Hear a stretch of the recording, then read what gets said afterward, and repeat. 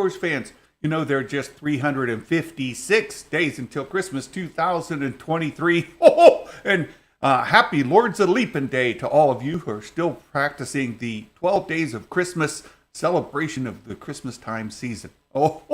Today is day 10 of the Christmas season. If you guys follow the song, the 12 Days of Christmas, today would be day 10. We have 2 more days after this, and today would be the Lord's Leaping. So I did a little research on it just because curiosity, you know. What's the Lord's Leaping thing all about anyway?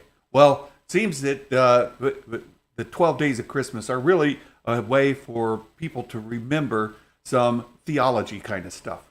So there's different things. Day 1, the partridge in a pear tree, that's Jesus Christ. And then day 2, day 3, right, it goes on.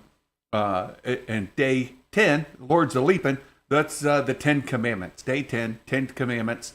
Day 11 and day 12 coming up give you other points of theology. But that's enough of that.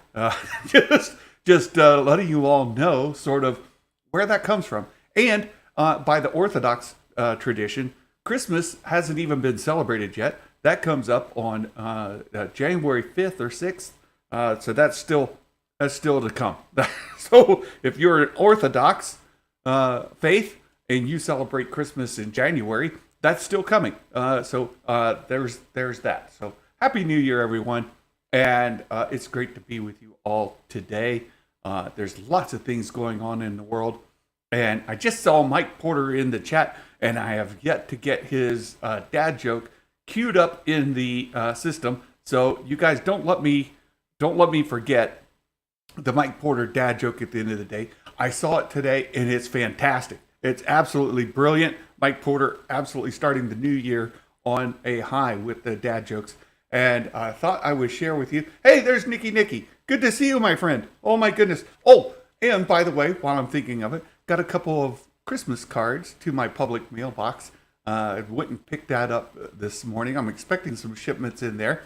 But my good friend Dawn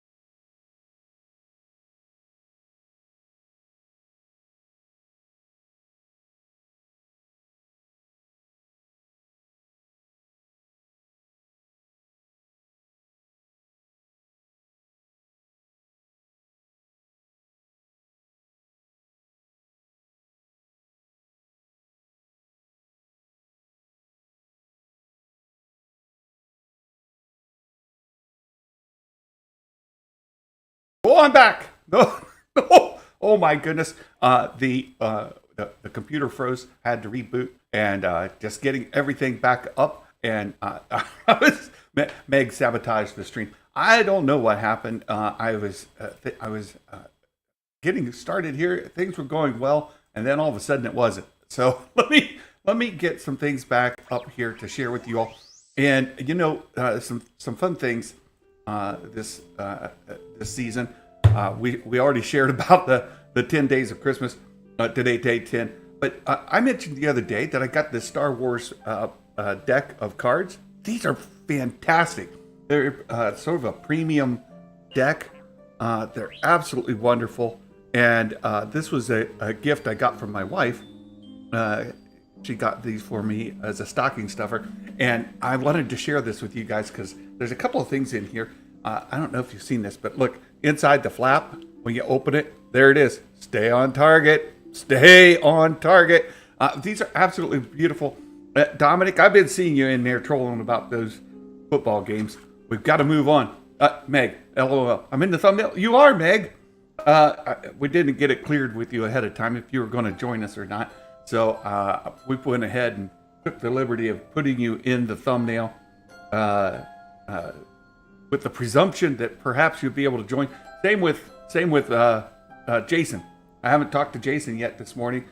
Things are kind of crazy. I went this morning for a dentist, just regular checkup. Went to the public mailbox, got the cards. Got one from the Fishers and one from Dawn. Thank you so much for those cards. And you guys, if you ever want to send any correspondence to me through the regular mail, you can find that information. You can find that information in the description to the channel. You can also find it on our Discord and Patreon, other places like that. So there's a couple things I wanted to share with you guys. These cards, one, they've got this real nice texture to them.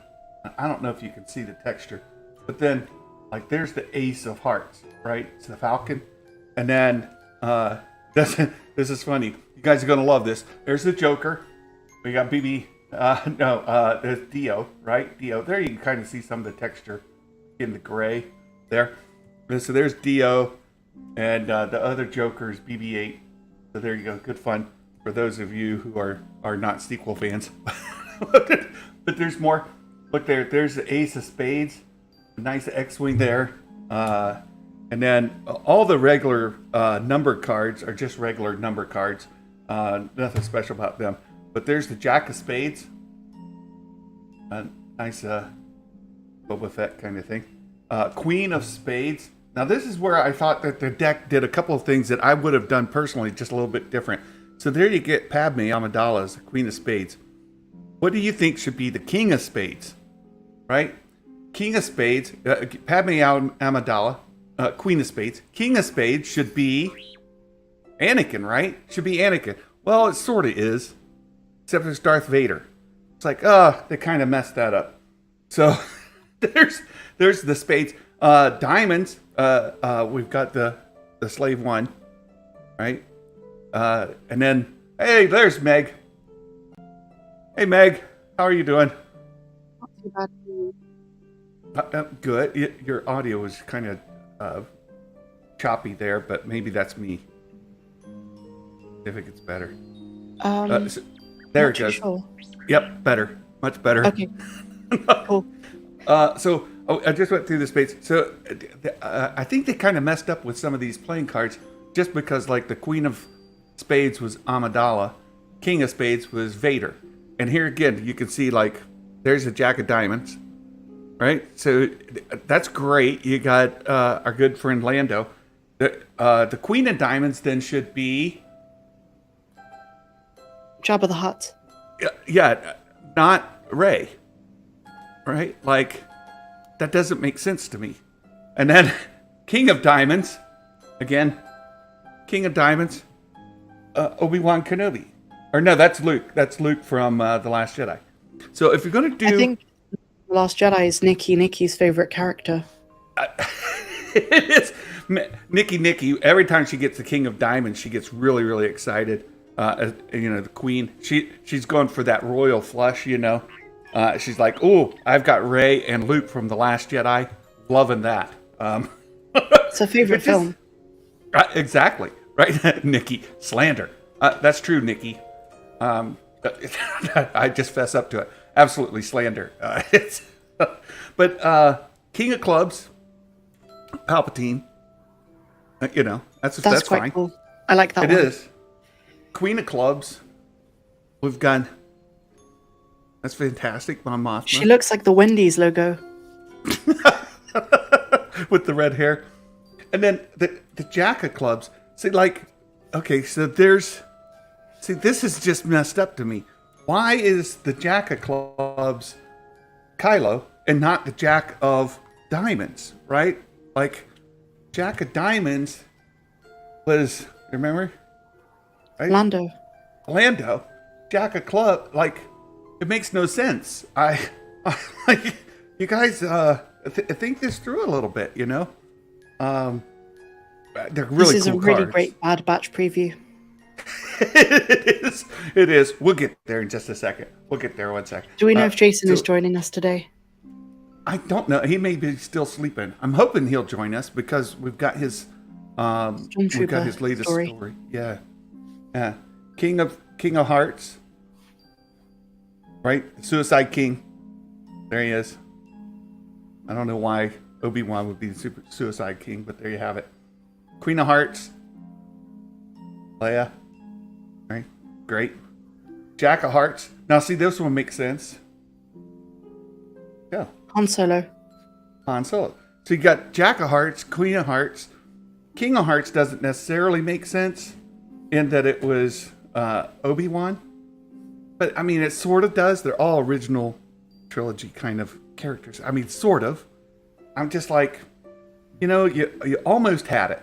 They almost had it. They got all the cards are brilliant. They're beautiful. It's just, somebody needed to come through and say, wait a minute, these don't go together. Put this one there and put that one there, and switch them up. And it would have been great. But there you go. I just want to thank David in the comments. Thank you, David. He's been a long-time supporter on Patreon. Always good to see him in the chat. Beckman, not Beckham, but not Beckham. Beckman. Thank you, David. It's good to see you here. And Meg, of course, thanks for joining the show. I know we didn't get caught up ahead of time. And Fitz with the super chat. And I've got to look and see if I can get that. It looks like it was a sticker. And then Star Wars Dog posted a super chat the other day. And it was, sorry about your buck nuts, go Dogs. So Ohio State lost the bowl game. Michigan lost the bowl game. So Dominic's upset. We're not going to get a rematch. But anyway, we're not here to talk about playing cards, nor are we here to talk about college football or the tragedy that happened last night in the NFL. We've got a Bad Batch preview. And Meg, your video today was absolutely on point. Thank you. Perfect. Absolutely perfect. It came out at the right time, actually, because I was editing the video and then StarWars.com posted their own kind of Bad Batch recon. And I was like, I've got to put that in the video. So I put it at the beginning because they kind of give us a summary of like what to expect in the first episode.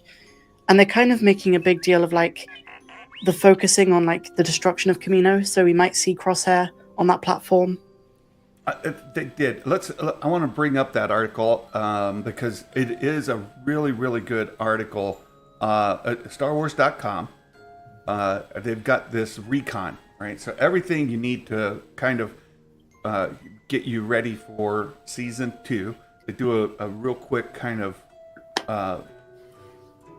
recon. That's their word. But kind of a high points. And there were a couple things in here that I thought were really good just to kind of point out to folks because a lot of times we forget, right? And I went back and I rewatched season 1 of the Bad Batch this past week. When's the last time you watched season 1 through? I think 2 days ago.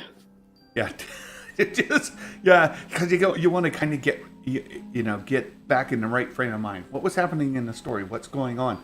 But this article here and I saw somebody also posted a YouTube video, like a season 1 in 13 minutes or something like that. So kind of hit the high points. But again, I thought this was great. The first point was, who are the Bad Batch? Again, like my brother told me, hey, I've tried to watch a couple of your videos, but I don't know what the heck you guys are talking about. You're too inside baseball for me. So here you go. This is for my brother, Brent. If you're watching, it's the Bad Batch. They're a bunch of clone troopers. If you watch the prequels, you see clone troopers there. They're a bunch of clone troopers who have been genetically altered. Right? They're an experimental unit of soldiers. Each member genetically manipulated and enhanced to nurture a particular set of skills. Stop there for 1 second, because I rewatched again, and when they're back in the special laboratory, right? Nalase's laboratory on Camino, the next to the last episode of season 1, and Omega is giving us a brief synopsis of what's going on there. We learn a couple of things, and they touch on it here. One, she's older than them. The little sister's older sister, in a sense, and at least by chronological age, not physical age, but chronological age, she was born before them. But she's not enhanced to age more quickly, and they touch base on that here as well. But she mentions in there that they were enhanced after the fact. Like, they weren't enhanced before they were hatched, if that's the right term to use.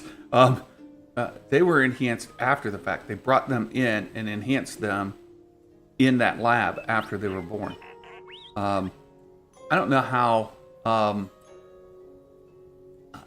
important that is to like most folks, but when I think about like genetic manipulation, I think about it like at the DNA level, that you would do that before the embryo was ever grown. But in this case, that's not the deal. They seem to have been regular clones brought out and then genetically enhanced. And here it gives the 4 genetically enhanced members. Hunter, right? He's cool under pressure. Tex, a computer whiz who likes to talk a lot. Wrecker is the muscle and an admirer of anything that goes boom. Crosshair, impeccable marksman, cold and unyielding. So that's the 4. The 5th member of the Bad Batch, the genetically different clone, would be Omega herself, and they touch back on that afterwards. But Echo is the 5th member of the Clone Force 99, and he's a cyborg.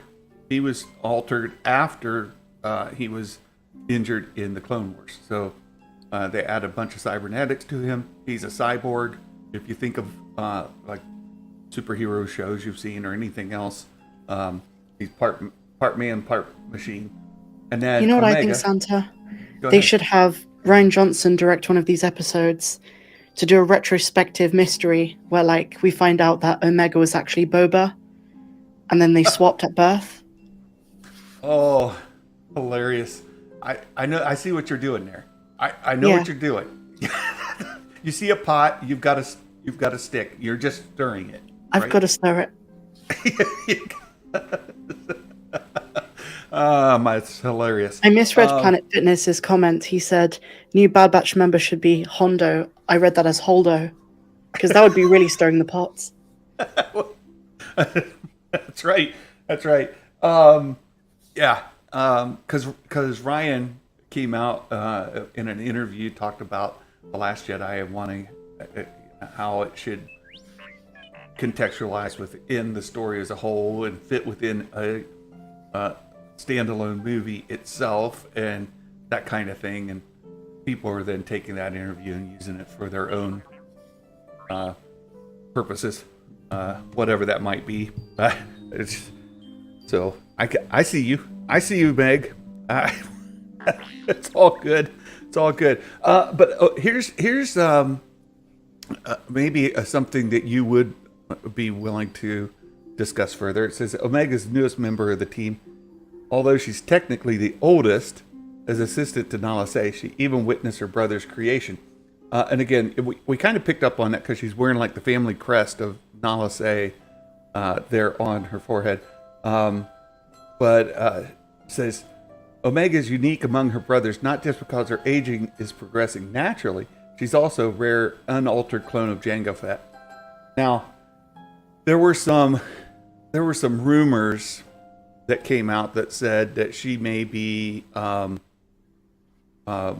interested in girls, romantically interested in girls. I've never seen that. You didn't see that? I didn't see that. Yeah. I heard about Rex and Rafa. You know, the Maltese sisters? Yes. Yep. I didn't hear about Omega. I think it was in the same one.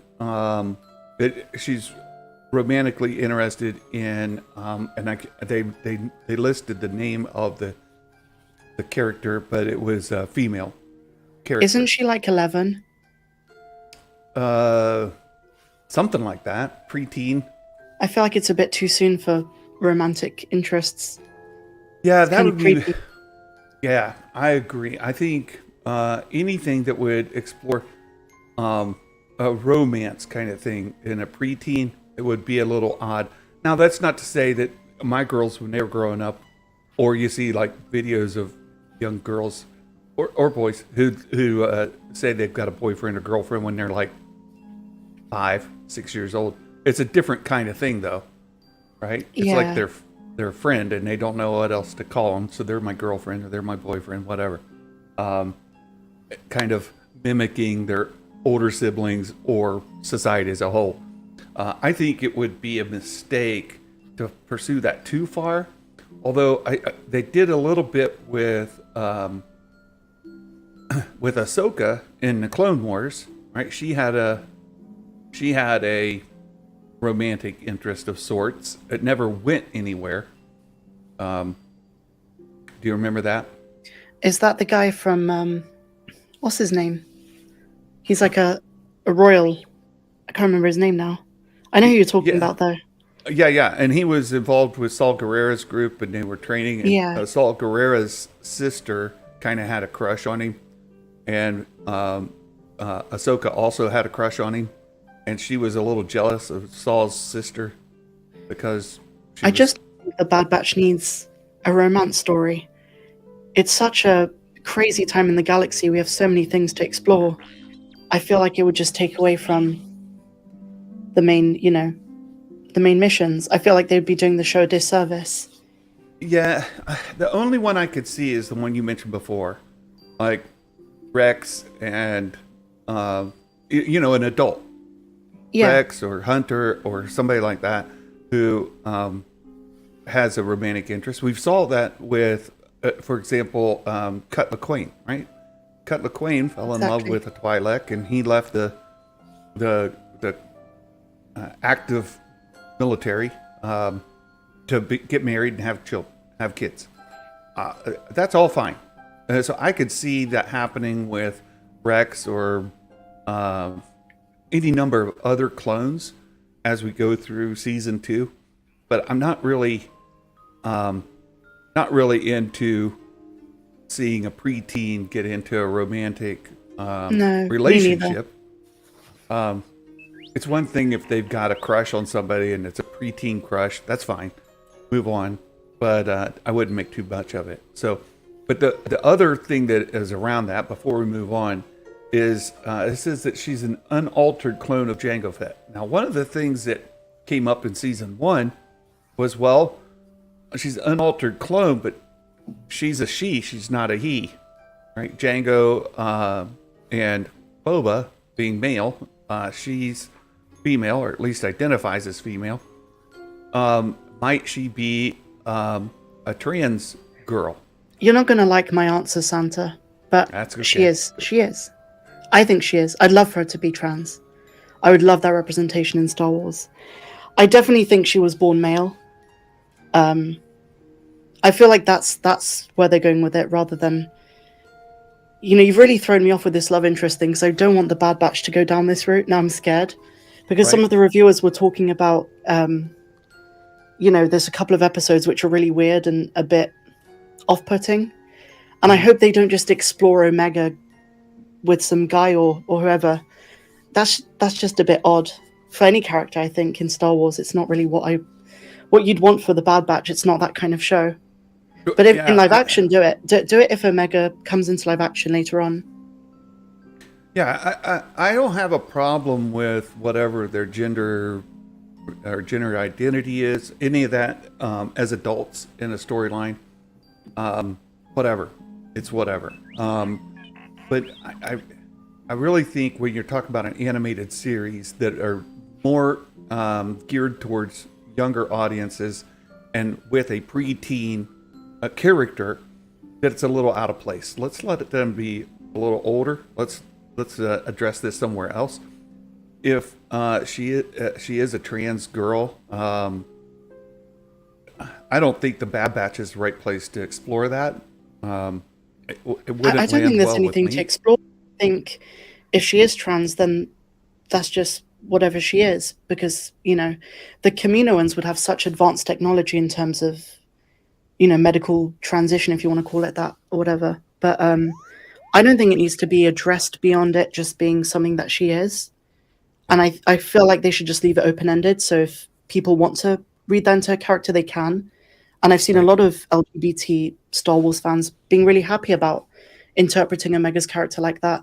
But I do hope they just focus on the plot. I think there's so much cool stuff they can do with Cody and Rex. We've got Palpatine and maybe Mon Mothma. I'm really excited for just the scope of the show, the Empire and Rampart, everything, all these characters. I don't think there's even time, or it'd just be a waste of time, I think, to explore anything else.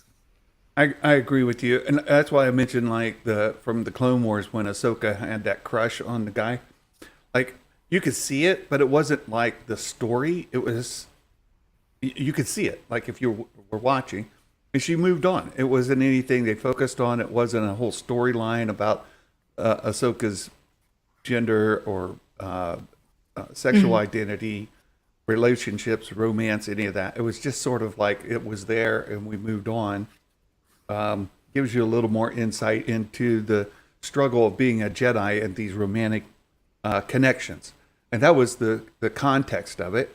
And she instantly quickly, I wouldn't say instantly, quickly moved on, and that was that. So I think that's fine. Jediah mentions, I'm waiting for Boba to cross paths with the Bad Batch or Omega. Unfortunately, I don't think that's going to happen.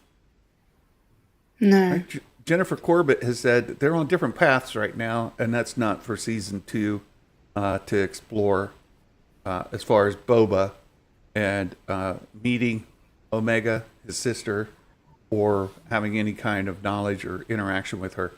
I could see that maybe he'll learn of her or she learns of him. I mean, she already kind of knows of him, right? I think so. He was name dropped by Tech. But I don't think Omega was there when he name dropped him. Maybe not. They were on the Marauder, and she was with Fennec. Oh, she was with Fennec at the time, and then they decided to go get her. Yeah, I would love for them to save that story for the Mandalorian. But I would too. I just hope this season doesn't faff around, whether it's romantic subplots or whatever. I'm really scared now that you've mentioned that's a rumor. Yeah. Because that's really not what they should be, I would say, wasting their time with, unless it's going to manifest in some other property. Yeah, I agree with you. I'm not interested in a romance storyline as part of an animated series with preteens. I said that before. I'll stand by it. I'm just not interested in that. I'm interested in seeing the story itself. And I've got a question for you, Santa. Go ahead. Who do you think the solitary clone is? Which is episode 3, I think. Because if it's not going to be Boba, which a lot of fans kind of speculated, is that going to be a Crosshair episode? I think so. And let's talk about that in just a second, because here, again, from the Bad Batch Recon article on StarWars.com, They said during the Clone Wars, they were practically inseparable, known for their perfect mission success rate and irregular methods. Right? The self-styled Bad Batch didn't fit in with other clones. That suited them fine. Well, the problem is that Crosshair is now not part of them. So while he didn't fit in with other clones, and now we're moving to a primarily conscription-based army, he doesn't fit in with them either. And so he's going to be a solitary clone. He's going to be isolated and not fitting in. And that kind of picked up in some of the other stories that we heard, as far as like Crosshair struggling with his lack of value in the new empire. Mm-hmm. My words, not theirs. I think it's a really good theory. Yeah. I definitely think it's Crosshair.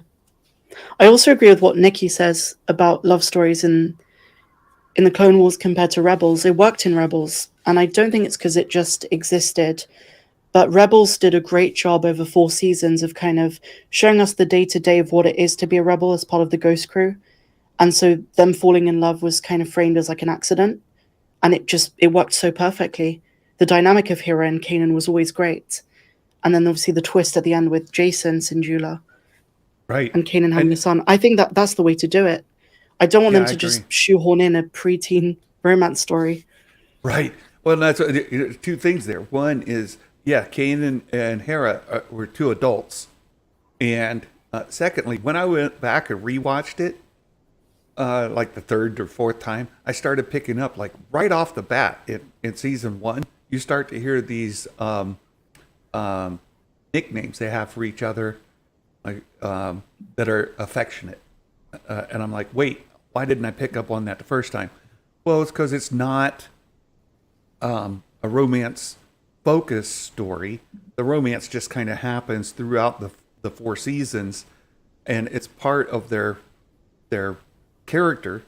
And that's why I said with Omega, it wouldn't bother me to see her have a crush. That's normal for preteens, I think, for early teens.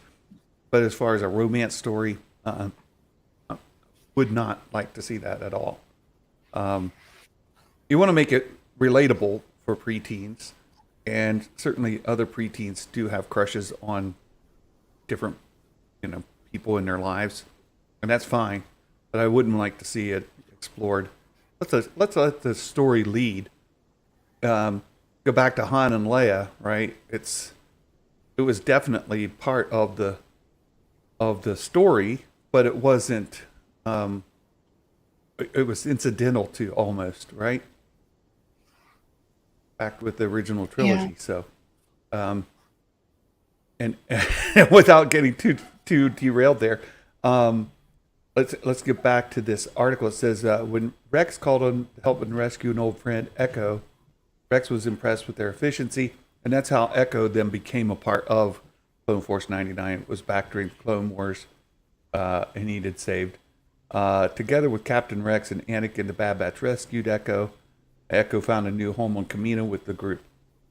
So that was that's sort of the backstory. Said they weren't compelled by the effects of their inhibitor chip. Now, rewatching again, season 1, they had the inhibitor chip.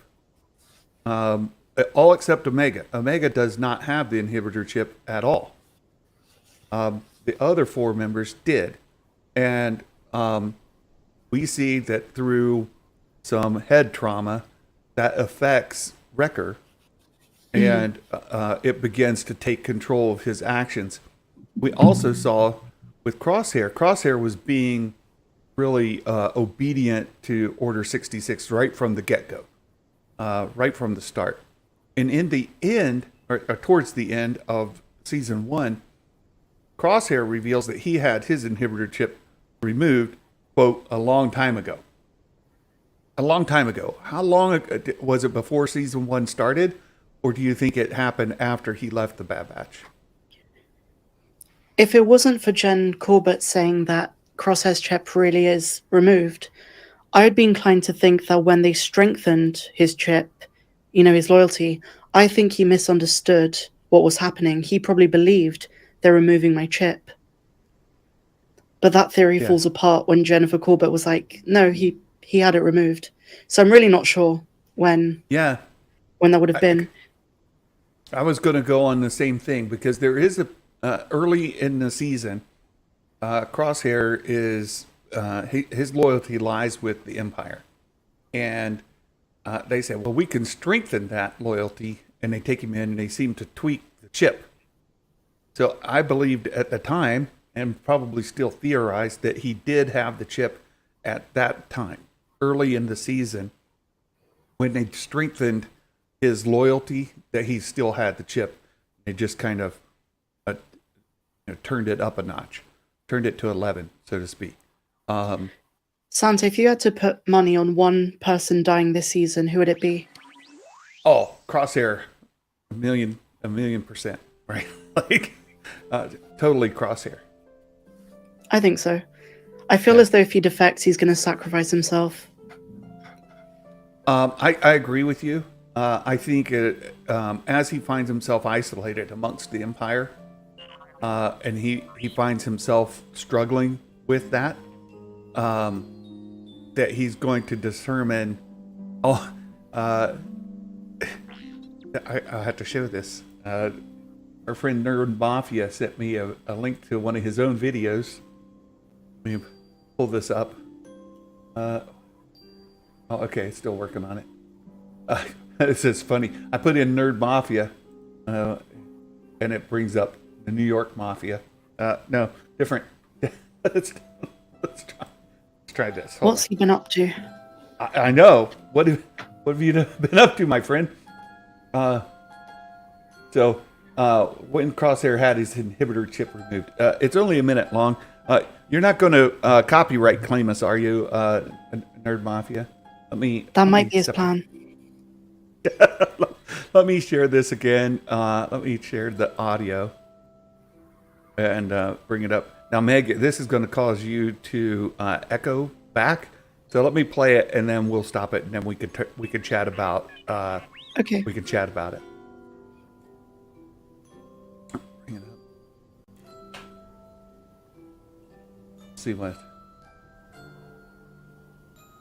People like arguing, I read in forums too, like wondering if Crosshair actually had that chip removed from his head. Well, I can tell you right now, yeah, it happened. And you know who brought it up? It was the homie Josh over at Dun and Nerds. He didn't show us what I'm about to show you right now, but that's because maybe I got more time on my hands. All right, so let's go over to the break room real quick. Break room TV. Whoop. All right, here we are. Bear with me. The troubles I had to go through just to get this recorded and put on stream, you don't even want to know. We're going to play this with no volume, but I got some subtitles going. All right. This is back in episode 3. Look, scanning MRI, or if that's what you want to call it. They're scanning them. Right? There's AZ. His vitals are good. Well, why are we checking his vitals? Oh, look, he's still his grumpy old self. The data shows he's responding favorably to the procedure. What procedure? See if he stays that way.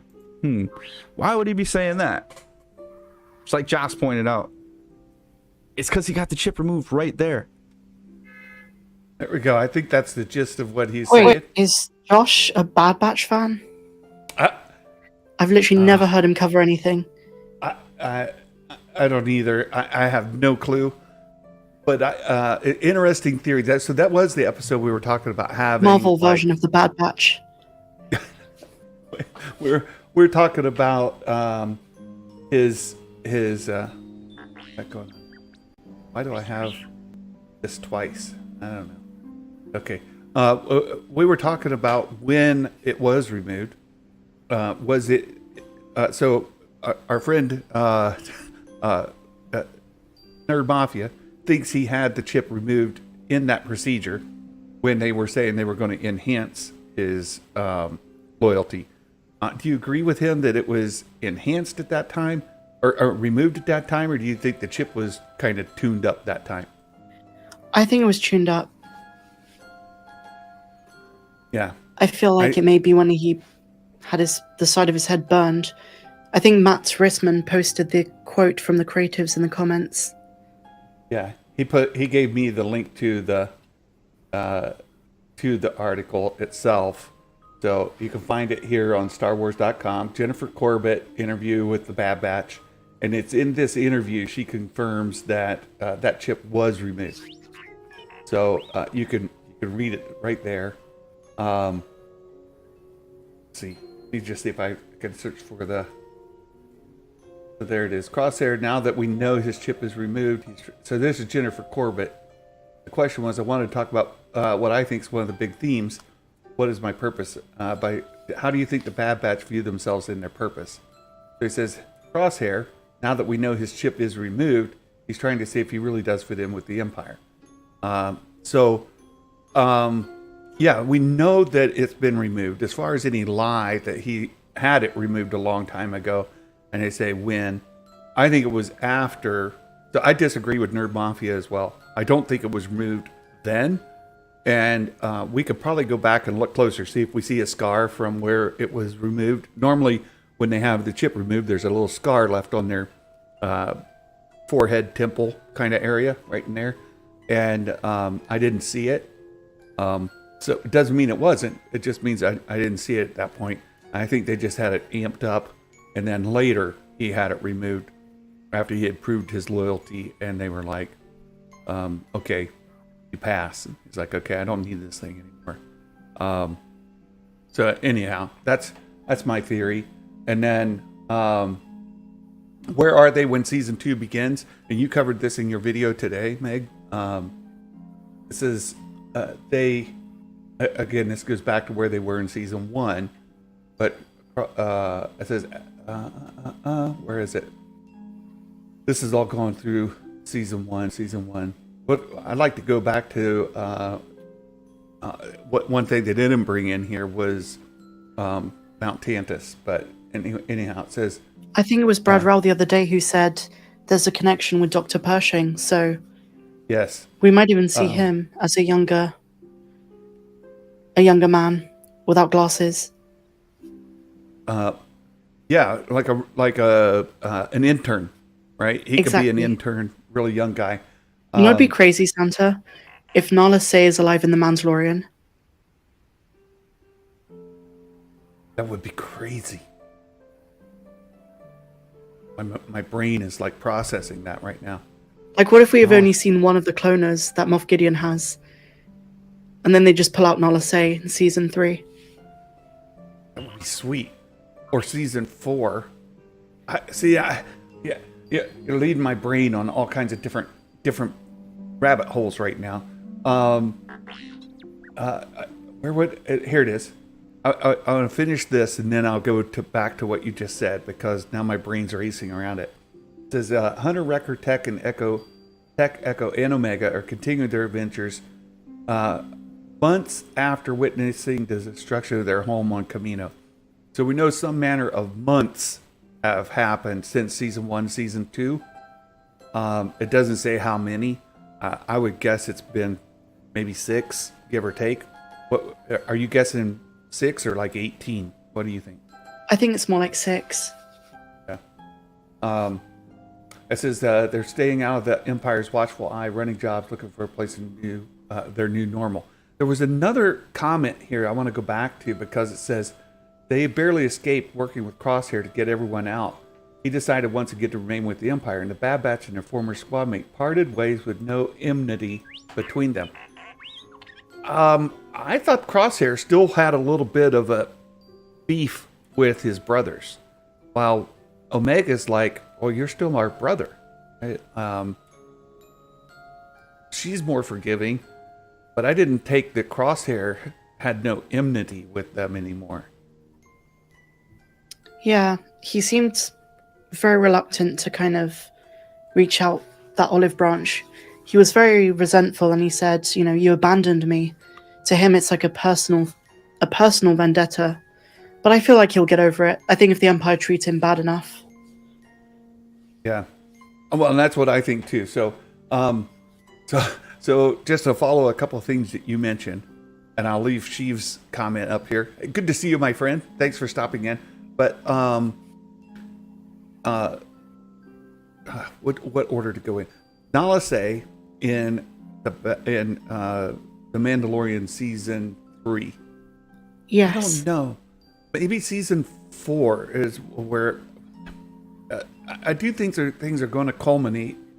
We've got Ahsoka, Skeleton Crew, Mando 3. All of those are supposed to kind of culminate together in season 4 of The Mandalorian.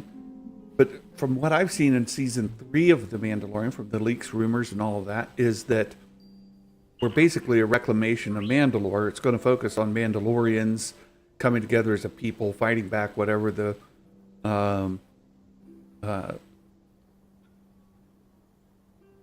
what is it? The rule of their planet is, whether that's Moff Gideon, which I think it is, or somebody else, the Empire, pushing back the remnants of the Empire, some Moff who's got control of the planet. They're going to wrestle control of Mandalore away from that and come up with a new leader, which appears to be going to be anyway Bo-Katan. That's by all of the indications we have. So, but I do think there's more. I do think there's more to season 3, because Giancarlo Esposito talked about the return of Gideon. We see Katie O'Brien's character and Dr. Pershing trying to break him out. There's that weird leaked photo where Pershing is speaking with some kind of new type of blue protocol droid. And I think, and I might be way off here, but this is a theory I do think will come to fruition at the end of season 3 or season 4. I think they hired that guy. I always forget his name. He was in Breaking Bad. He looks exactly like Snoke. I do think they're doing the cloning thing in season 3 again. You know, like we saw in chapter 12 with Carl Weathers' episode, The Siege. Yeah. I think there's more of that, and I think that could introduce Nala Se. There's an overlap at Bad Batch episode 11 with The Mandalorian season 3. And that would be the perfect place to have those parallels. We even had Brad Rowell talking about the parallels between Mando's cloning and the Bad Batch's cloning. So to me, if Nala Se, because Kaminoans lived like 200 years, I think she's still alive. That'd be great. I would love to see her. I will say I think 100% we're going to see her in Bad Batch season 2. And just again to give folks a little context around it, Nala Se is one of the Kaminoan cloners. Omega's stepmom, or however you want to put that. She was raised as Nala Se's daughter and helped as an assistant to Nala Se in her laboratory. Nala Se was taken to Mount Tantus, which out of the Heir to the Empire series we know is a cloning facility. We could see Dr. Pershing, a young, say, student, Dr. Pershing, that could be in Mount Tantus along with Nala Se. I think that's a for sure. Nala Se, Dr. Pershing would be interesting because they did say that the attire that they're wearing that we see at the end of Bad Batch season 1 is not coincidental to the same attire we see Dr. Pershing wearing. So that's specific, right? Yeah, it is specific. I'm just kind of puzzled as to sort of what's going to happen to Mount Tantis when Palpatine dies later in the timeline. Is that going to be answered in Mando or Skeleton Crew or Ahsoka? Because the way I see it, as I think Dominic said, they could just kill off all the Kaminoans and maybe only the human cloners remain, because the Empire was very kind of speciest when it came to who they liked working for them. I'm curious to see how that transition happens, and we're going to see the parallels between the two in the two shows. And I can see Nala Se still being around. I kind of miss the live-action Kaminoans from Attack of the Clones. Well, Yeah, and would they actually get it right? Because we saw what they did when they took Powens to live action series. Not great, right? We saw. No. So I would hope that they do a better job of bringing a Kaminoan into live action than they did with the Powens in live action. But I think that's very possible. The other side of that, to Sheev's question, what about seeing Grogu in season 2 of The Bad Batch? Now, again, a rumor that we've heard, one of the leaks, is that there'll be a name drop. Maybe not an actual... Can I say... Go ahead. I probably shouldn't say this, but he's not in it. I kind of spoke to someone who's seen the episodes, and they said, no, that person was BS. They were just trying to get us to buy into that, but no, it's not true. Apparently there isn't a Grogu reference. Well, and as we pointed out before, I think there's been several holes poked in those rumors. One is that they saw all the episodes. We know that the finale, the last 2 episodes, were not included on the screeners.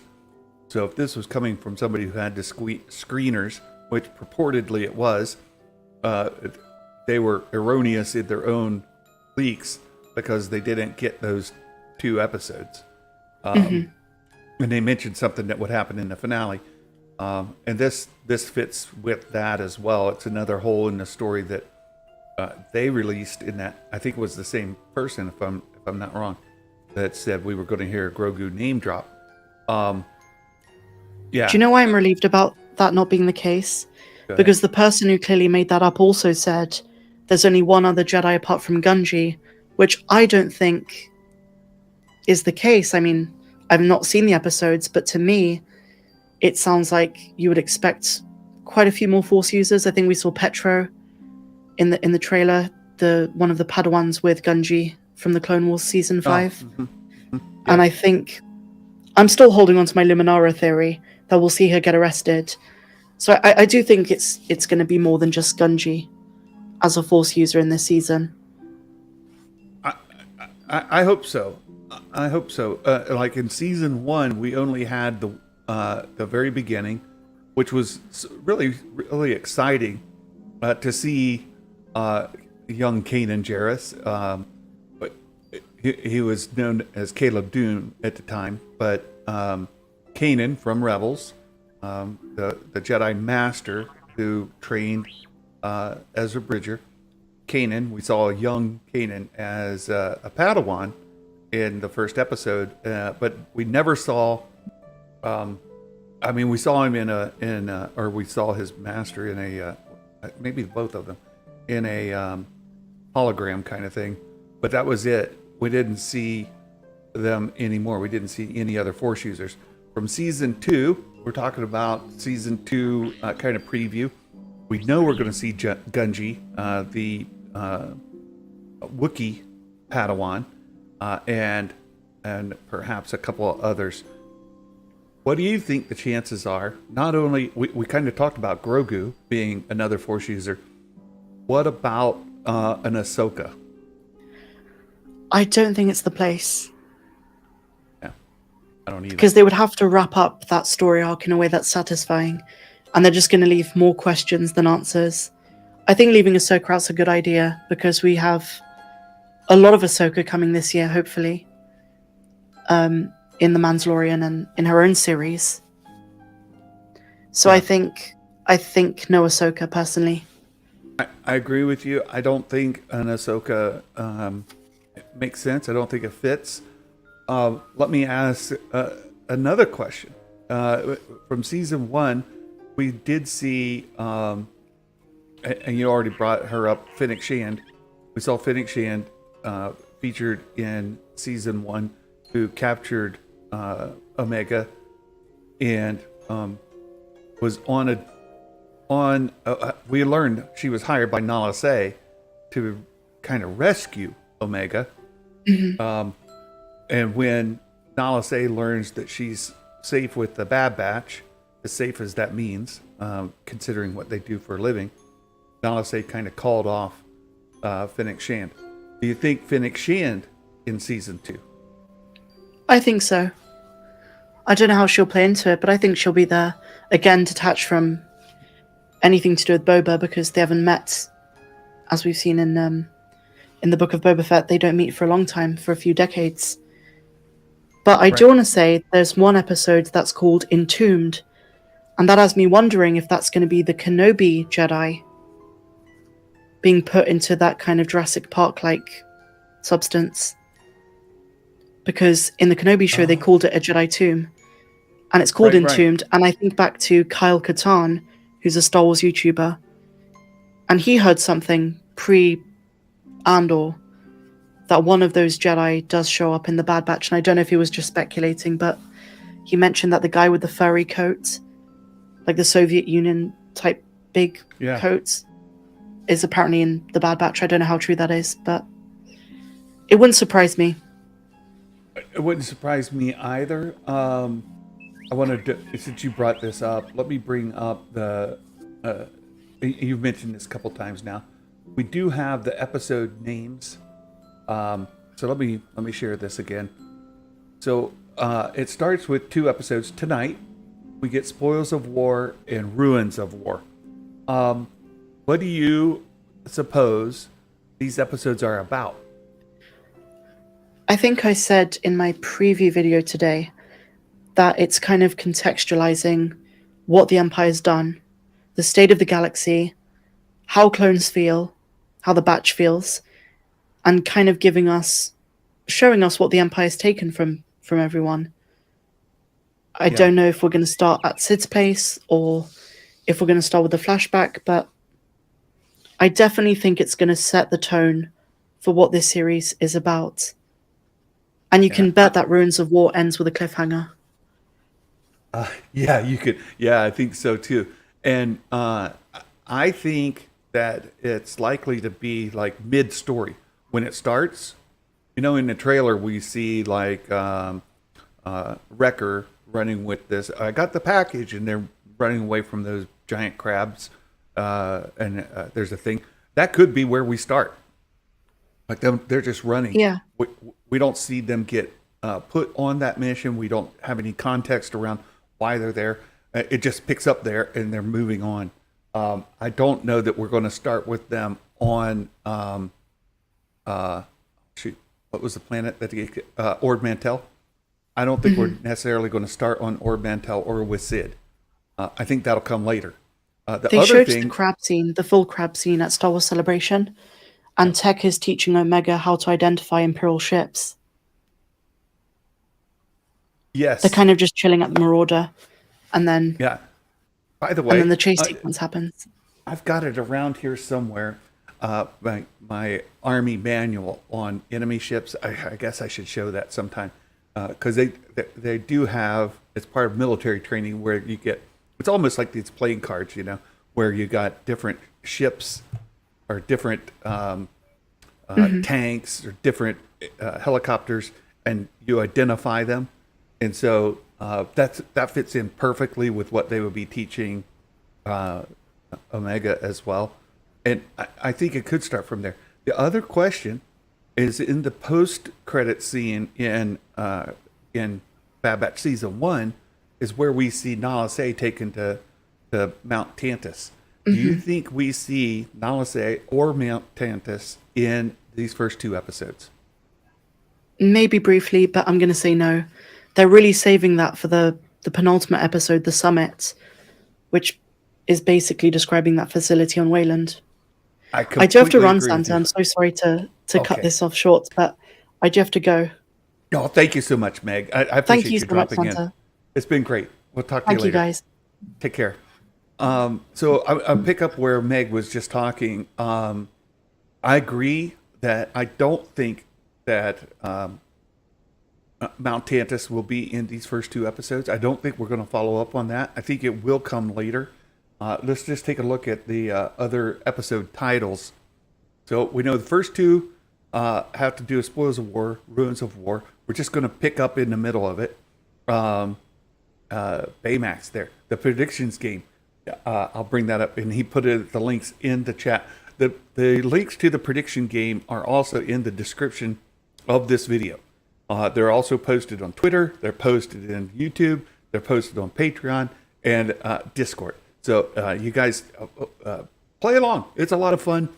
We do have a weekly competition to see who makes the Wall of Fame. To make the Wall of Fame, all you have to do is get more predictions right than me. Right? So you get more predictions correct than Santa, you make it onto the Wall of Fame. And we will list your name in a ticker at the bottom every week for those who get more predictions correct than me. And then at the end of the season, the last 2 series, we have included some Star Wars Santa channel merch as prizes for anybody who plays through the entire season and gets more points correct than Santa. And this past season, we had 3 big winners. KG, she won, and Baymax, and of course Matt Risman. Matt Risman did a great job. He was our big winner, but Baymax and Matt Risman right there at top, and KG just beat me. So you guys, you can get some free Star Wars Santa merch by playing along every week. You get your name put on the Wall of Fame by playing along any week. So, if you miss the first 2 episodes, you come in week 4 or episode 4 or 5, whatever, you can still play along and still be part of the fun. So, so you guys can do that. And Kay got hers right before the end of the year. It was great. You guys all got that. So, first 2 episodes, I think we're going to start off right in the heart of it. We're going to see them on a mission. We'll see them running around. And then, Matt Risman, absolutely sending all the great stuff. I'll open that next. Matt just sent me another trailer. So we'll open that in just a second. Thank you, Matt. This episode, so I think we're going to start in the middle of the mission. We'll be running. They'll complete the mission. We'll see Sid at some point, and we'll touch base with her at some point during these 2 episodes. There may or may not be they may or may not appear on Ord Mantell, which is their base of operations. We may or may not see that in the first 2 episodes, but I do think we will see Sid at some point. We'll definitely hear from her. Definitely, 100% going to hear from her. Episode 3, as Meg brought up, episode 3, the solitary clone. I agree with her. I think at least where we sit today, looking forward, that's going to be Crosshair. He's going to learn that he is not valued in the Empire as he thinks he should, or that he anticipates he will. And if you go back and watch season 1, towards the end, they're basically telling him that. They're saying, hey, the Empire's moving on. They're not going to see value in you. And he disagrees with them. He goes, oh, no, they totally do. They totally think I'm the bestest ever. And he thinks that's what's going to happen. But I don't think it is. We've seen some indications to that in the information that's already been released. Out of there, we get episode 4, which is in 2 weeks from now, Faster. And then Entombed. This is the one that we tie back to the Kenobi series. You remember Kenobi went into that facility, and in the hallway saw all those Jedi who were entombed in, it looked to be amber, right? Like from Jurassic Park. And I completely think that's going to be the deal. Entombed. They're going to go to perhaps even that same facility that we saw in Kenobi and see and see that that same facility with those Jedi, and maybe get more of the story about where that comes from or how they are being entombed. I do not think that this will necessarily be Mount Tantus. It could be Mount Tantus where they're doing the cloning. I doubt it. I think this will be the same facility we see in Kenobi. That'd be my guess. Out of there, we get Tribe, which I'm unsure about. The Clone Conspiracy. So this is the middle of the season. We get 2 episodes again, 7 and 8. Clone Conspiracy and Truth and Consequences. There's some indication the clones are going to start, more of them, not only the Bad Batch, who saw that their value was no longer needed by the Empire, and Crosshair, who's going to learn that.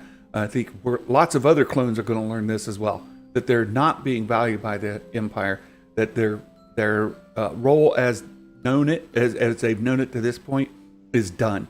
And they're all going to have to figure out where it goes from here. So the Clone Conspiracy, we've been expecting there to be this mass revolt or mass exodus of the remaining clones. I think that's likely the story that we're going to see kind of unfold here, is that they're going to do that. And the Truth and Consequences will be the same idea, where they learn the truth, that they're no longer needed, and the consequences of their action by leaving. We're liable to see a lot of people killed. Perhaps some named characters, lots of clones dispatched, that kind of thing. We may also learn of the Emperor's contingency plan to some degree. I'm not sure, but we'll see where that goes. February 15th, The Crossing. February 22nd, Retrieval. There was a rumor that Omega was going to be captured by the Empire, and that the Bad Batch was going to go rescue her. I suppose that could be the case here, but that came from some unreliable leaks that we talked about before. Not sure yet. We'll see where it goes, but that could be the case. Retrieval could be getting Omega out. The Metamorphosis, not sure. It could be Omega kind of exerting herself more independently. When you think about a metamorphosis, you think about like a caterpillar metamorphosing to a butterfly, right? So we may see that same kind of thing, where Omega has been a child, and now she's becoming more of an adult. We mentioned before, she's technically, chronologically, older than the Batch, but developmentally younger. This could be the case that she now is more independent, the metamorphosis of Omega. The Outpost, I suspect it's another mission. Pabu, this is this very much sounds to me like the name of somebody they're sent to rescue. So this will be, I think, a mission where they're sent to rescue Pabu. This could be where we see Gunji. And I haven't forgot about the trailer that Matt Risman sent us. Then Tipping Point, and then as Meg said, the penultimate episode, The Summit. This will be Mount Tantus. I think this is where we're going to see Mount Tantus and play a 99. I think this is going to be the cloning facility on Mount Tantus taking place here. And I'm curious to see, just me personally, how much they borrow from Heir to the Empire, the trilogy of Timothy Zahn, where we saw Thrawn established as a character, where we saw Mount Tantus established as a location. All of these things that have been borrowed from the Heir to the Empire trilogy. I'm curious to see how much of it they adapt into here. I don't think they're retelling it. I think they're taking pieces out and they're adapting it to the current story. Let's see. Dominic, Shanks said Gunji's going to die. Those are fighting words. Those are fighting words, Dominic. P4BU droid. I'm not sure. When you talk about Pabu, a P4BU, it could be. That looks like a Pabu, right? P4BU. The 4 is an A. Could be. I like that. Roland New. Pabu is the name of Fire Ferret from Avatar Legend of Korra. That's true. I like that series, and I remember the Fire Ferret. Yes. With Dave worked on as well, Last Airbender. That's where George kind of recruited Dave Filoni, was from working on that as well, Avatar. That's where Dave Filoni kind of cut his teeth, right? Let me go to this. Let me go to this trailer that Matt Risman sent. And let me open this. See if I can. I gotta have to. Come on now. Open in. Hold on. This is in Twitter. I don't want it in Twitter. I want it in. Do they have it in YouTube? I'll bet you they do. Let me look for it in YouTube and see if we can find YouTube. Here, Bad Batch. Oh look, it's recognizing trailer. Recommending my video to me. That's great. 3 days ago, 6 days ago, 3 weeks ago. Let's see if I go to just the Star Wars. Let's go here, Star Wars, and see if they put it on their own. Star Wars. See the channel. I just want the channel. Yeah, Star Wars. Let's see if they've got. Yeah, there it is. Nope, videos. 2 days ago. Shorts. Is it in there? No, I'll just open it here. Hold on. Let me just share this. And do it there. Share screen with audio. All right, here we go. Go to Star Wars. I tried that. It didn't work. All right, let's see what's here. Let's see what's going on. And watch this together. 30-second clip. Hopefully, Lucasfilm or Disney Plus doesn't hit us for watching a trailer. We'll stop it. What the Empire's doing throughout the galaxy. We can do better things than hide. Okay, so we could do better things than hide. One of the things that we learned in the interview is that the Bad Batch is sort of off the Empire's radar screen. That the Empire thinks that they were destroyed on Camino when they destroyed Tapoca City. So that's the deal there. Let's see. There are others out there who need our help. There's Gunji. So anybody wondering, what's this Jedi you're mentioning? There's Gunji right there. It's it was in the Clone Wars. Was a Padawan when Ahsoka took them to get their lightsabers. So there's Gunji. The Empire's growing. Empire's growing stronger. Stronger. Palpatine. We did hear that Palpatine was going to be in season 2. And I'll go through the predictions here in a minute because I try to make the predictions where you can guess the same questions every week, knowing what's going to be in there. We'll talk about it. Sid. There's Sid. She's Trandoshan, kind of mercenary for hire middleman, right? So she gets the jobs and then she hires mercenaries to complete them. That's where you come in. It could be fun. Yeah. Come and get me! The Bad Batch season 2 premiere tomorrow. Okay, so there we go. That's that.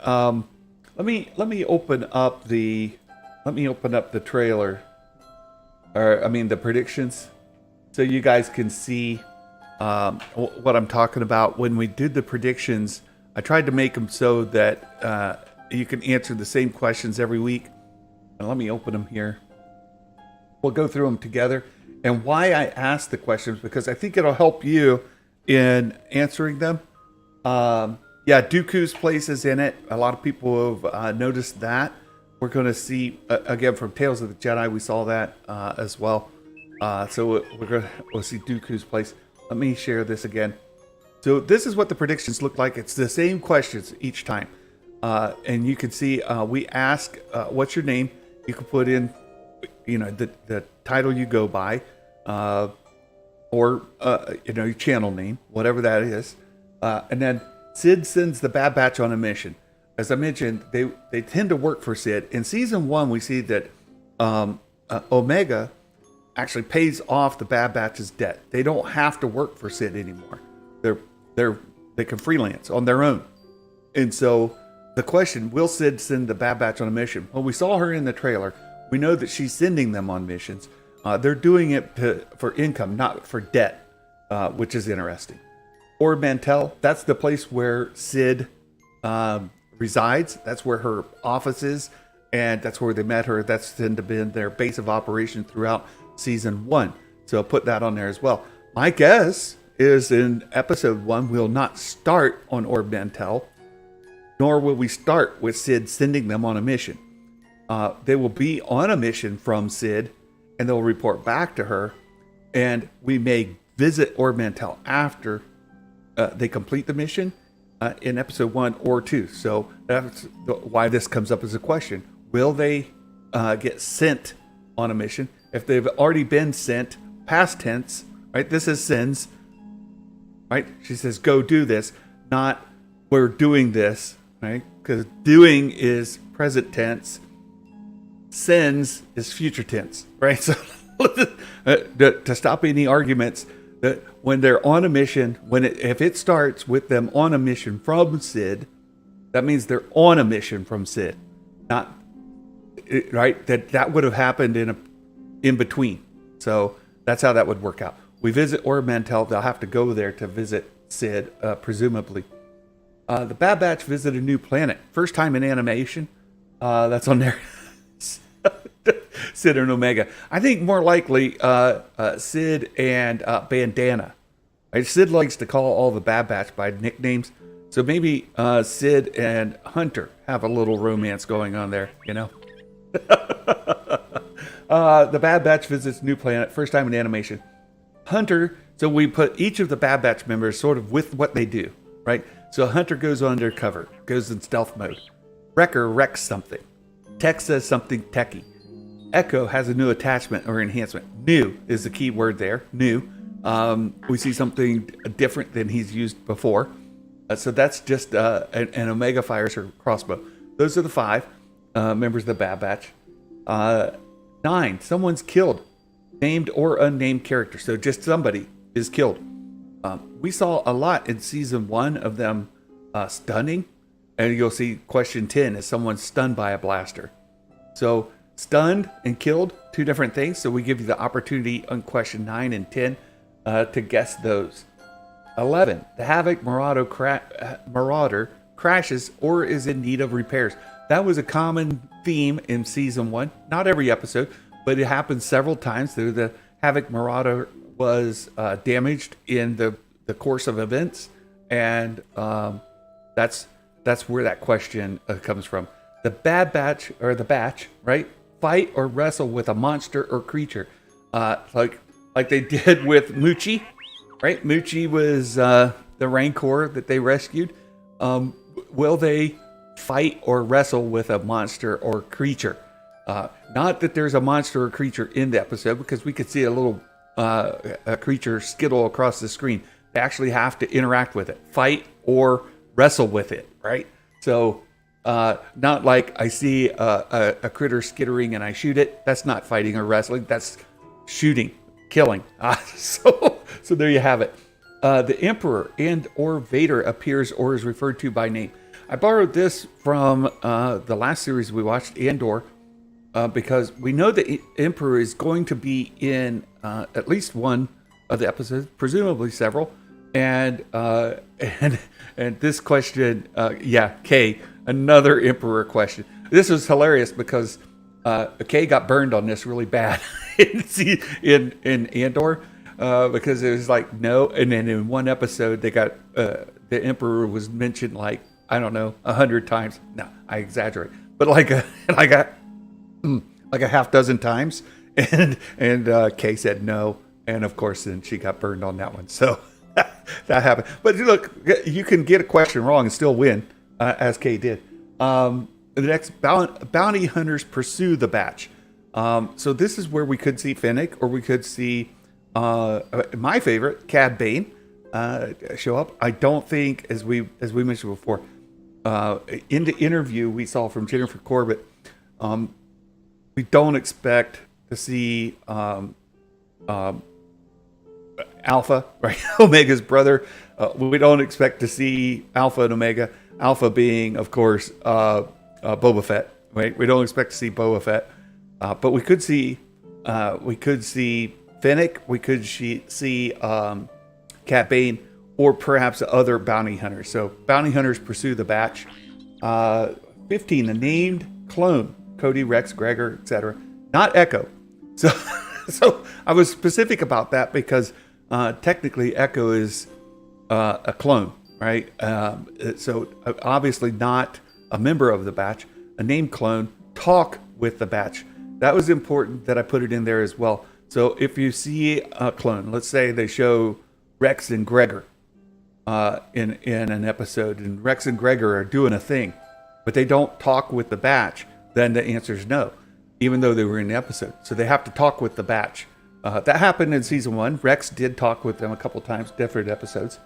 16, a droid is referred to by name or nickname. So Gonki, for example, Gonki is a member of the Havoc Marauder crew, and they mentioned Gonki by name several times in season 1. So Dominic, you on your way out, buddy? Says, have a good day, everyone. Thanks. Thank you, Dominic. Great to see you here. So there's that. And then a light side force user talks with the batch. Again, important. Like, we know Gunji's going to be in it, right? Will Gunji talk with the batch, or the batch talk with Gunji, or any of the other light side force users? A Jedi, Padawan, former Jedi, Ahsoka, right? Former Jedi. Will they talk with the batch? 18, something happens in or at Mount Tantus. Meg and I agree. We don't think Mount Tantus is going to happen until almost the very end of the series. We could be wrong. It could be, they could start off episode 1 right in Mount Tantus. Boom, right off the bat, and we'll get that question wrong. So you have to guess. What do you think? Do you think something's going to happen in Mount Tantus in episode 1 or 2? That's how you would answer that. And again, these are 2 separate surveys. This is just episode 1. Crosshair talks with the batch. That's, again, not Crosshair's in the episode, but he has to talk with the batch. Right? And then question 20, we always leave this open-ended question at the end where you can name it. And this is where you get a chance to give your answer, fill in the blank. So again, you can see this is for episode 1. There are 2 of these that you can respond to. Let me go in. I'm gonna open up the responses. So you guys can kind of get a sense where people are coming from for this. And Fitz. Let's see. Yeah, let me go into the responses so you guys can see how things are going.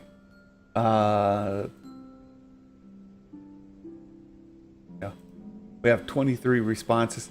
So here's, I put mine in first. I always try to put mine in before I publish the survey, so you guys can't accuse me of cheating. I put mine in very first. There's Meg. We've got many of our friends here, Fitz and Mike Porter, all of those. Most people think that Sid is going to send them. We are going to see Orb Mantell. They will visit a new planet. Here we have, most people are saying Hunter will not go undercover in stealth mode. Most people, overwhelming majority, think Wrecker will wreck something. Tech, 100%. Tech is going to say something techie. Echo, a new attachment, most people say no. Omega, most people are saying yes. Someone's killed, a named or unnamed, most people are saying yes. Someone's stunned, most people are saying yes. Havoc Marauder crashes or need a repair, most people think no at this point. Let's get in here. Batch wrestle with a monster, most are saying yes. But we saw the crab scene, right? Those are fighting with, wrestling with monsters. That would count. Emperor Vader appears, most people are saying yes. Bounty hunters pursue, not yet, maybe later. A name clone talks with the batch, most people think yes. Droid like Gonki, most people say yes. A light side force user, most people think nope, not yet, not episode 1 or 2, perhaps down the road. Mount Tantus, most people are leaning into Meg and I. They agree with us. No, not the first 2. Then Crosshair talks with the batch, not yet. That's coming. I'll show you my response. I said we see Republic Commando troops. This is an example of how you would fill in. I'm not going to show you all the responses. This is my response because we see them in a trailer. We see these Republic commando troops. Now, those are the ones that have the visors that are blue. They light up, right? There are trailers where we see commando troops. I'm taking a wild guess. This is probably wrong, almost definitely wrong, but I had to come up with a guess. This is an example of how you want to fill that in. One way you cannot fill that in is that the Bad Batch will be in the episode, right? That's a gimme. So that's an example of what you cannot say. You can say, something somewhat specific. Here's just a tip. Don't get too specific. Like some people have written these paragraphs of this will happen, this, and this other thing, and then these 4 other things are going to happen. Well, if you get like 8 of the 12 things that you said right, but then 4 of them are wrong, then it's still wrong, right? So be specific. Try to pick one thing that you think is going to happen. List the one thing, and you've got a good chance of maybe getting that point, right? Isn't Echo considered a commando? I don't think so. No, Planet Fitness. Commando. He was an ARC trooper. ARC trooper, not a commando. Republic commando. So yeah. Since ARC trooper is a type of commando trooper, I think that's more specific. Like I think of the blue visors, right? That's a thing, right? That's easy to pick them out. That's what I would say. Planet Fitness. The C in ARC stands for commando. I get it, but that's not what the intent is. I get what you're saying. Plus, you couldn't. Okay, you're gonna make me go in. I see what you're doing. I see what you're doing. You're gonna make me go in the like here. Well, this is my fill in the blank, right? I am in my answer, right, to meet. I am not including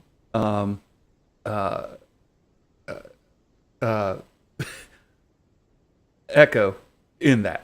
Plus, that would be a gimme answer, right? Say Echo is in the episode. That's a gimme answer. You can't say that. You can say a commando trooper, specifically, not a member of the batch. That's my own fill in the blank. I wrote that, so that was my intent. That's how I would judge that. Okay, is that helpful? is that helpful at all? So that's where we're going with it. Again, you can participate any week. If you missed this one, you can go back and you can catch other episodes later in the season.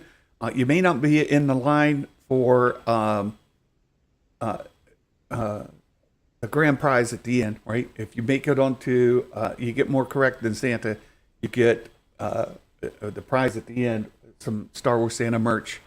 So there may not be that. Let's see, what else do we have from the Bad Batch predictions, Bad Batch preview? I think that pretty well covers it. There is another article I mentioned before. I can bring this back up. You all can see it.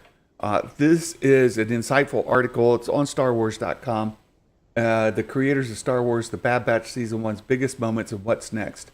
And this, again, it has details, plots from Bad Batch Season 1. And there's a lot of good things in here. You can kind of get a summary of this if you keep watching Star Wars Meg's videos and see where she is on it. All right. I do want to cover this other story. Yes, Baymax said Jason dropped a new Ahsoka article yesterday. You can see I have that up right here. I'm ready. Thrawn's Kintsugi troopers in Star Wars Ahsoka. The gist of this, and I saw Jason was live streaming this yesterday. Maybe he'll get a chance to drop in before we close out here today, since we're covering Making Star Wars article here. Yeah, you're welcome, Dawn. And thank you for the Christmas card. That was very sweet. Thanks.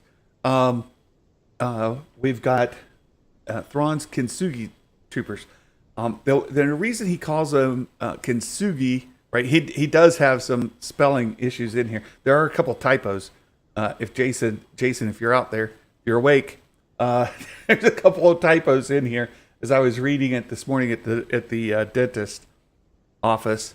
The Kintsugi is, and he explains it in here. It's a style of Japanese art to some degree.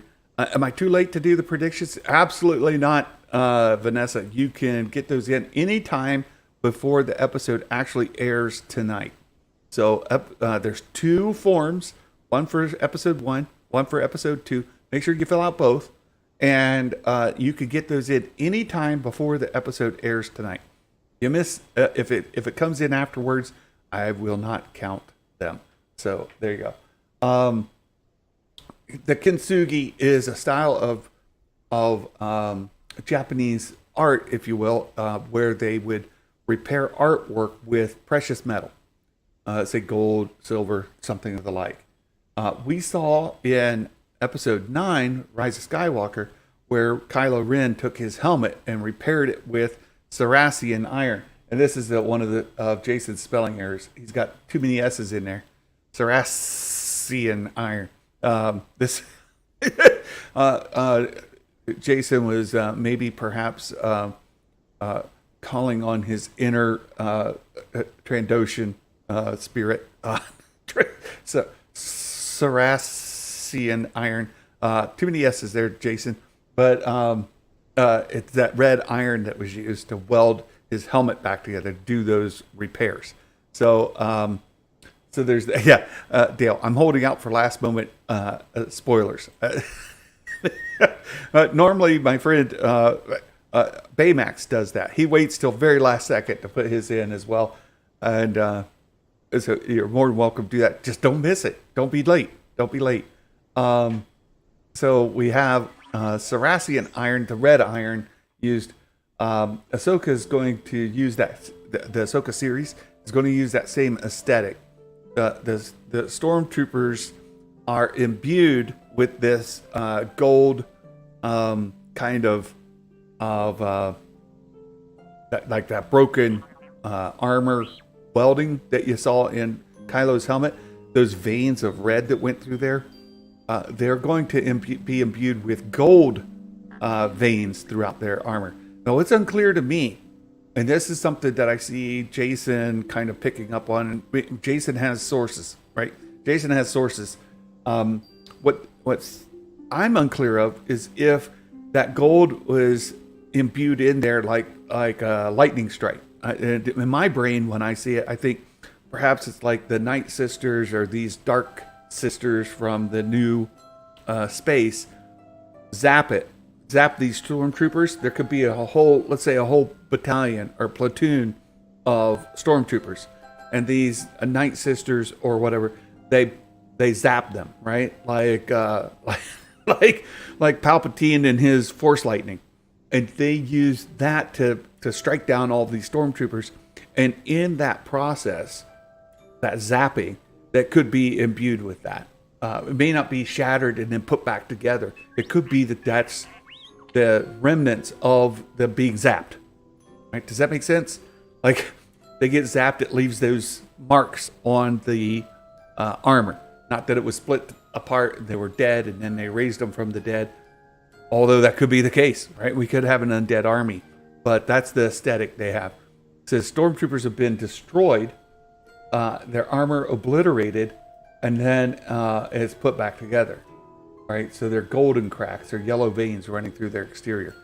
To me, it could be, again, that could be the effects of being zapped. If you imagine like a platoon of stormtroopers standing across the way, and somebody gives them the old zappy to borrow from Lego Star Wars, gives them the old zappy, and those could just go through their armor as they're being converted to these whatever kind of stormtroopers, right? He says, is it Saracen? So are their armor put together with Saracen steel? Don't know, right? It says as these stormtroopers are reforged by the Night Sisters in the Clone Wars, they had green magic. But these are different Night Sisters from a new place. Perhaps their magic's golden instead of green, right? So it may or may not be actual Saracen steel. Could be just a different kind of vein of it, right? Like you've got the red steel that they put Kylo's armor together with. This is gold steel that's put together. Or it could be the zappy. that I got. That's just in my own brain. I don't know. We'll see. What happened? Whatever happened, they had their armor cracked like glass, and they put it back together like Humpty Dumpty. Did the soldiers under those sets of armor die? Did the Night Sisters resurrect with rebuilt armors? It's unclear, right? We have seen Night Sisters resurrect undead army to fight Count Dooku and General Grievous. So again, from you go back to the Clone Wars, we've seen that kind of thing before. That could very well be the same sort of thing, right? So they may not be, again, these may not be Night Sisters. They could be Dark Sisters. They could be the Thrown Out Sisters. The X Sisters, because there was some sort of, Jason's revealed again, like this is some sort of division within the Night Sister sect, and one of them got outcast. These could be the outcast sisters. The Night Sisters could be the outcast sisters. We're unsure which came first, the chicken or the egg, right? So is this the home world of, or are these the outcasts from the Night Sisters? They're related to, they're part of the same sort of idea, but they exist in a different part of the galaxy. So perhaps their magic is not green magic, it's gold magic. And we don't know. We'll see. Yes, you're exactly right. This is going to be repaint galore. We're going to see plenty of stormtroopers repainted by Hasbro. They'll just be printing money. Mike the Shield Porter, Soul Sisters. I love it, Mike. That's perfect. Yes. So we're going to see that with this gold kind of crackling going through the armor. What will these stormtroopers do? They'll be on the hunt. They're serving Thrawn under the command of Balin, which is sort of has been put akin to think of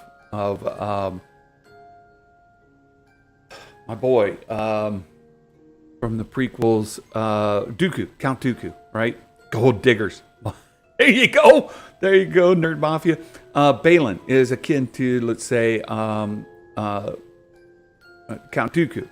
And then you're going to see Shin, who is understudy of Balin. So if Balin's Dooku, Shin would be akin to, oh shoot, what's her name? It'll come to me. You guys will probably get it before me. That would be the case here. The really pasty girl. She was a Night Sister as well. She studied under Dooku. Asajj Ventress. Asajj. Yeah, that's it.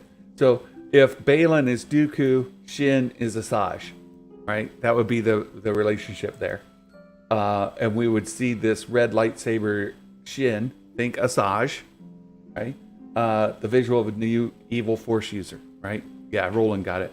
Ventress. So that could be it. Patrick Hasbro is the ghost writer of the Ahsoka series. Hilarious. So you can see that being the case. It's a red lightsaber with this a battalion of gold-veined stormtroopers with Shin, the Asajj type character. Fleeing before they're forced to fight could be stunning, right? Chasing Ahsoka, Sabine, and Ezra. So that's what we're looking at. Shin takes some of these. Again, there's a misspelling. Too many A's. Saracen stormtrooper. Another typo there, Jason. If you're awake, wake up, Jason. Too many A's.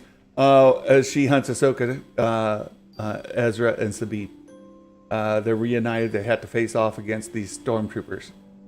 Evil adversaries Ahsoka faces off are going to look cool.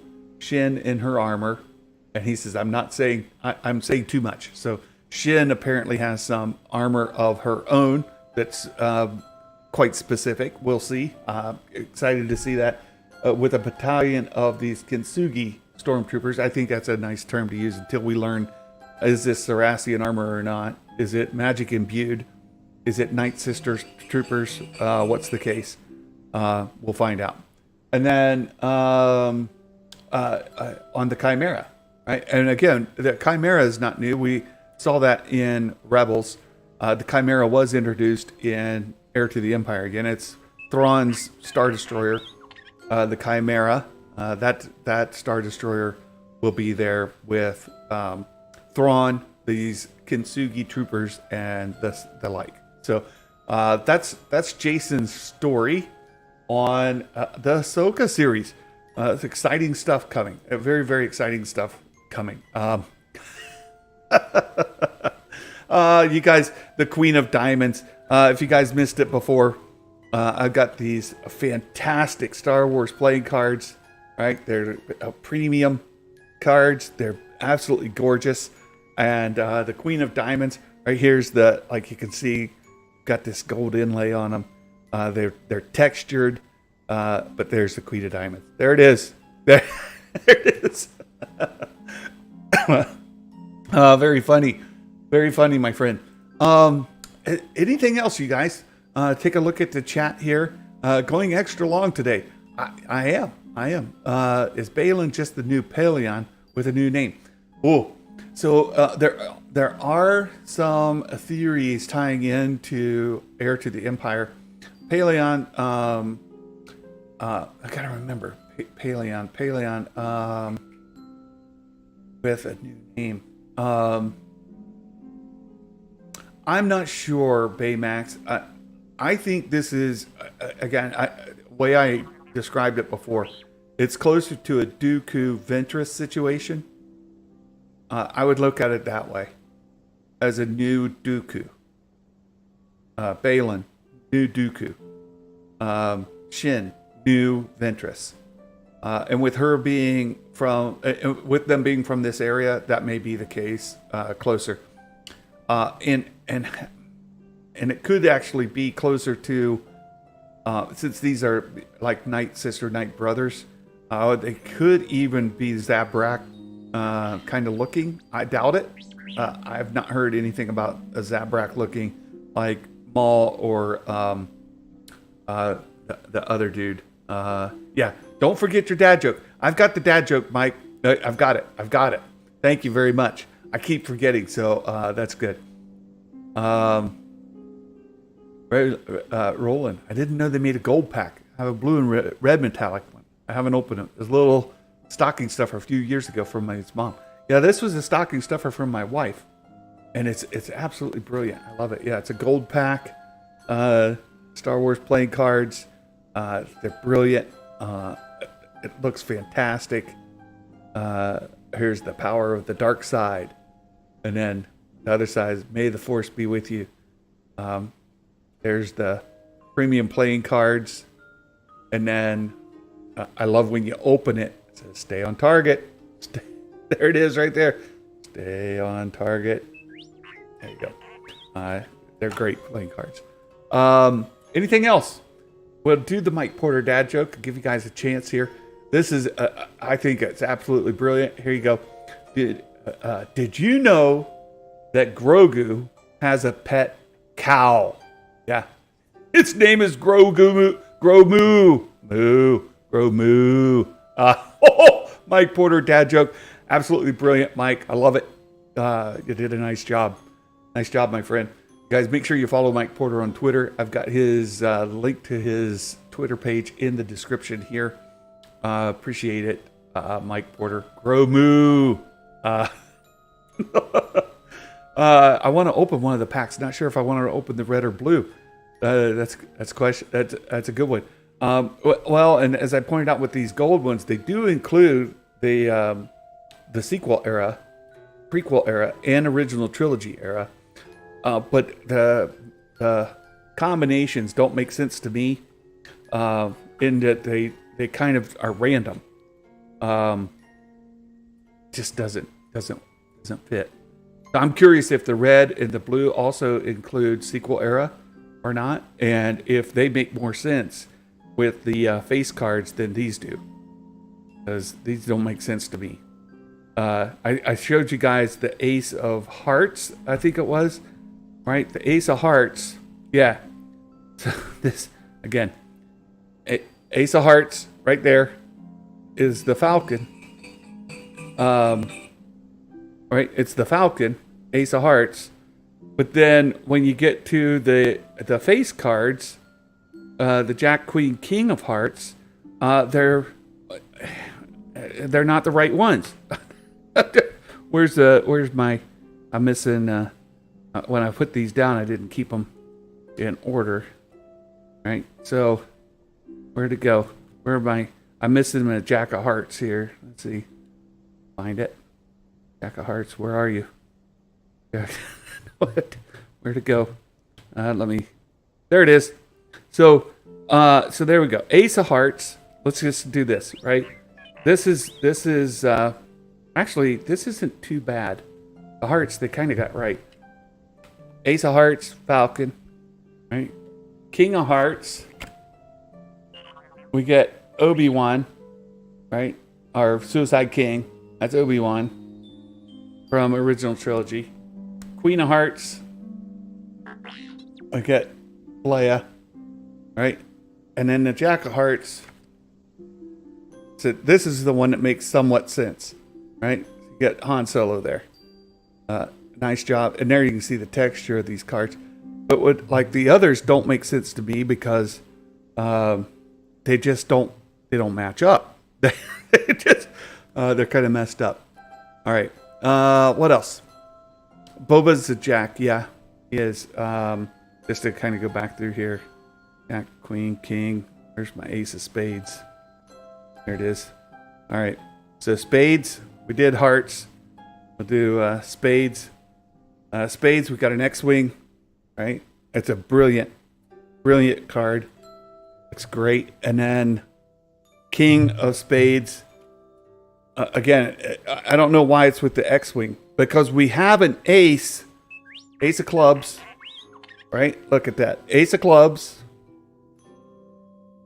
But it's a King of Spades. Right? Doesn't make sense. Right? Ace of Spades. There's an X-Wing. Right? This should have been with the clubs. And then the Queen of Spades. Amidala should have been different. And then Jack. Right? Is Boba. But we have the Ace of Diamonds. Which is the Slave One. Right? Messed up. They kind of messed up. The cards do look great. All right. I think we've covered this stuff before. You guys, thanks for hanging out with me today. We've gone for almost 2 hours. Had a lot of fun hanging out with you. Excited for the Bad Batch tonight. A couple of show notes here. Show notes, we've got the watch party tomorrow. I actually have an appointment. My wife has eye surgery tomorrow morning. We need to be at the doctor's office at like some ridiculous 5:30 in the morning for pre-op, and then we'll be back later. So 5:30 in the morning, we got to be down in Columbus for her eye surgery. Then we will be back. I will do the watch party probably about the regular time, around noon. So if you guys think of us tomorrow morning, my wife will be in surgery, and then hopefully all goes well. We have follow-up to the surgery Thursday. So tomorrow will be out most of the day. Well, in the morning with that, and then my wife will need some post-op care. So if at all possible, I will do the live watch of Bad Batch episodes 1 and 2 at noon Eastern. And then Thursday, we have a follow-up appointment. No live stream Thursday, as I'll be taking her for that. And then hopefully we'll be back here Friday to talk with Meg and Jason. So there's some show notes. You guys may have noticed we didn't have an intro today. The intro song is changing. I've got a new intro coming, and it's going to be a shorter video with the countdown to the live stream. So no more copyright strikes from Megan Trainor. I love the song. It's my favorite, but I can't deal with the copyright strikes anymore. So that'll be that. And then the outro, I've got to update as well. Look, the channel's been growing, you guys. 2022 was a challenging year. We had lots of things. We had a big setback in August, and then January 2023, where we've got some fantastic shows coming this year. the great collaboration with my friends Jason and Meg. We continue that, and of course, all of you, we appreciate it. I hope you have a wonderful, blessed day today. Thank you for your participation here. Appreciate it. And until, it says you couldn't get a license to use the song. I've tried, Quentin. I reached out to Sony Music several times. They have a form you can fill out. You can apply for it. I've done that over and over again. Couldn't get it. I love the intro as well. It's just the way it is. You guys have a wonderful day. I hope the Bad Batch tonight is absolutely brilliant. I hope you all love it. And I can't wait to talk to you about it tomorrow. Until then, my friends, ho, ho, ho. Merry Christmas. May the Force be with you. Bye-bye.